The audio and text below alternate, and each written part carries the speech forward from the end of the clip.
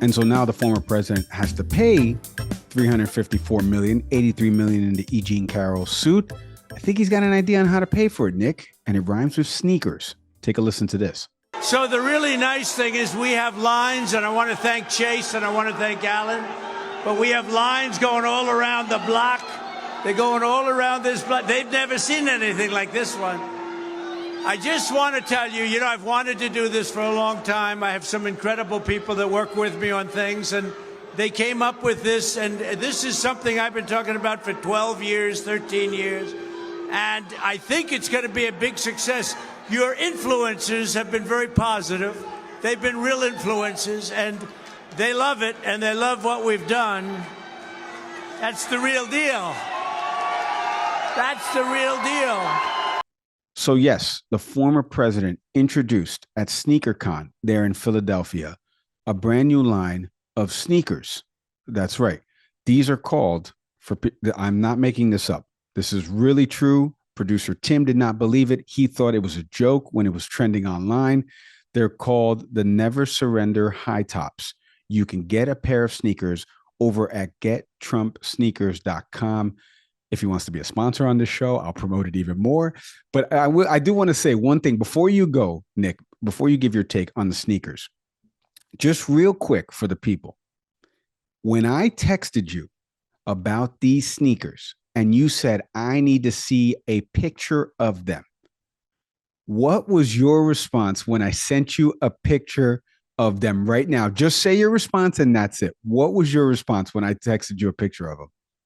I'll be honest. The first thing I thought of was when I think of fraudulent sneakers that got released, I was reminded of the Big Baller brand. So I remember that story because that shoe came out, wasn't really good looking, and there were sales through the roof, right?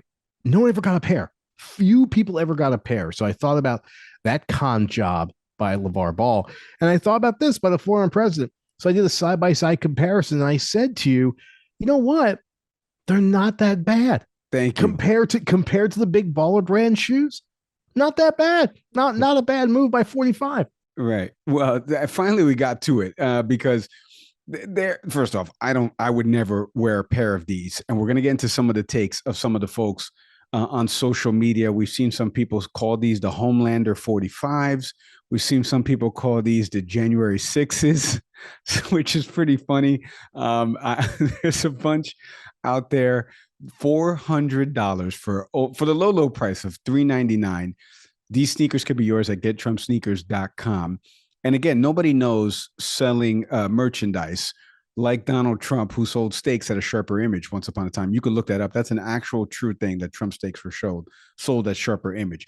All jokes aside, you made a really good point to me via the text chain about why he would do this. And I'm going to turn to you on this because few people may not know this about you, but you are a sneakerhead. And it's so funny, by the way, seeing some of these articles now, having to define what sneakerheads are.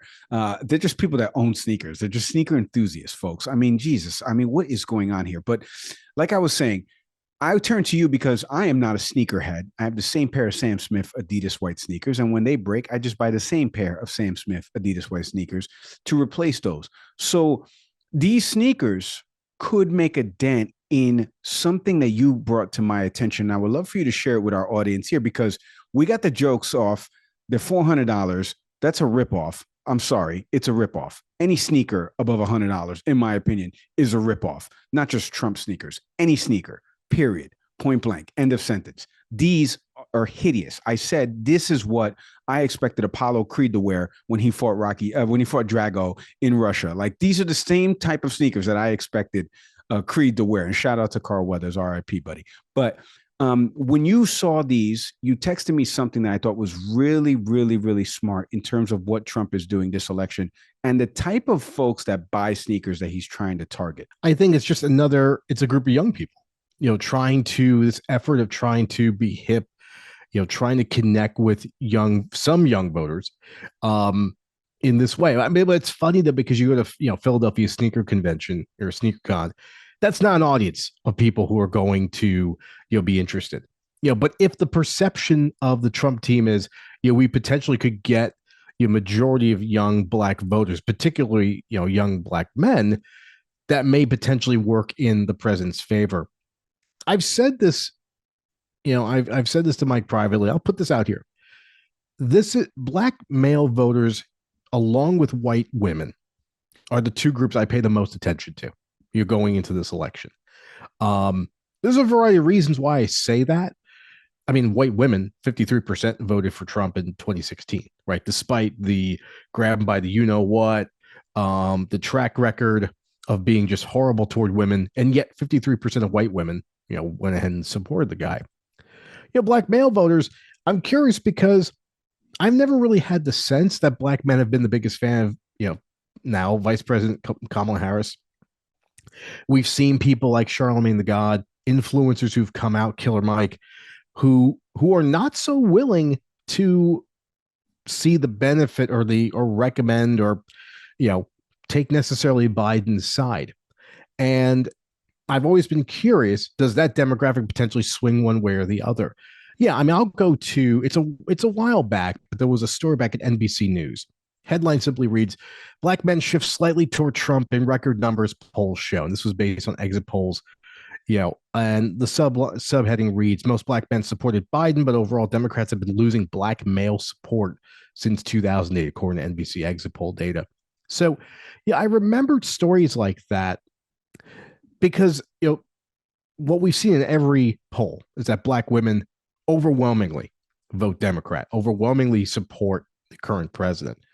But the black male vote could shift. I don't think, if I'm a betting person, I think in the end Biden carries the majority of the black male vote. But that could be a populace where the former president could siphon votes away. And that could play a significant role. Now, I'll let you all read the article as to why that may be the case. But honestly, and not that I look at people like Killer Mike or Charlemagne as being, necessarily like spokespeople for black men entirely. Like in general, I don't look at any particular person and say, well, they're the speaker of their group of people. That's naive. But I think about people like Cornel West, who decided to become an independent, who's critical of Barack Obama, has been critical of Joe Biden. And there's been prominent black men that have come out and have said that they've even been sympathetic. Let's look at Van Jones, for example, CNN, with the former president's son-in-law. It just seems like there's more complexity and a willingness to hear the Trump side out than we've seen from black women. And that fascinates me. Now, we're joking a little bit about the sneaker thing, but you have to understand that, this is a person who folks, if you listen to this episode, and thank you when you do, go back and play 2 minutes ago what we just talked about, 3 minutes ago. Just got found guilty against the city of New York for fraud, is now putting out $400 sneakers, was famously on a TV show where his phrase to contestants was, "You're fired." Folks, this is not a serious person. And I've said this from the beginning when Donald Trump ran for office in 2015.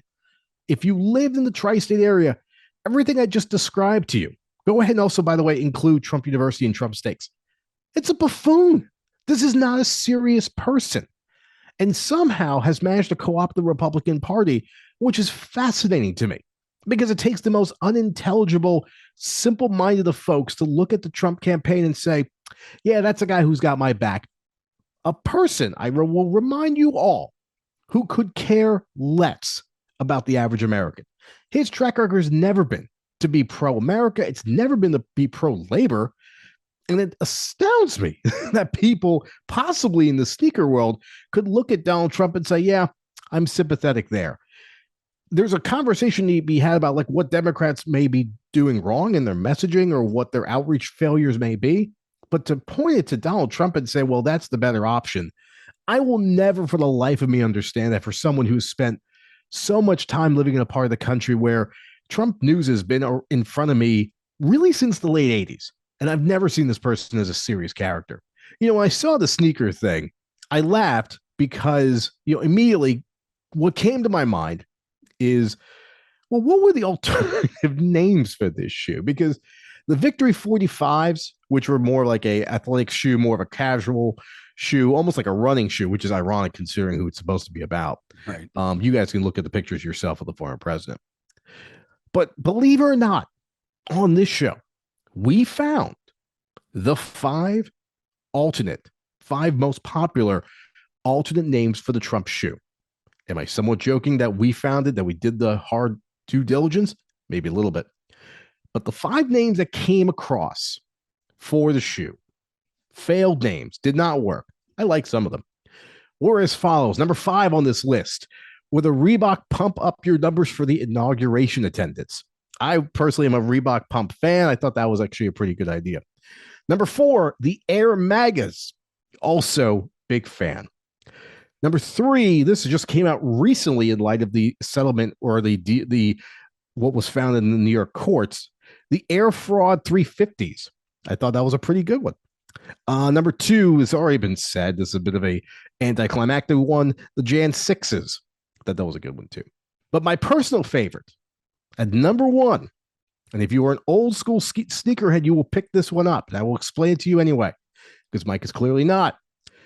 The Confifi weapon.